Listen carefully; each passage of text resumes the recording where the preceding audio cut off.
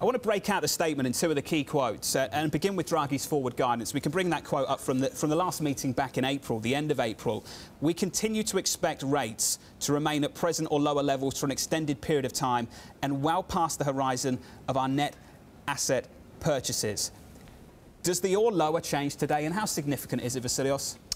Our house view is that we're going to have a drop in the rate easing bias. Yeah. Personally, I think it's really unnecessary to have it there anymore, to be honest. I think in terms of what's priced in, when I look at the market, I see bond yields marginally higher relative to the previous meeting. I see euro-dollar definitely higher. However, trade-weighted euro is marginally higher. It's not that big of a story. So let's just make sure we put this in perspective. The rise in euro-dollar has been half because of the euro, half because of the weak dollar story. Yeah. I think the market is expecting some tweaks here and there.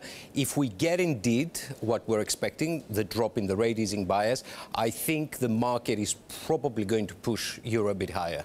Dean, no one really believes that rates are going to go lower, so removing it should be insignificant. Why is it significant?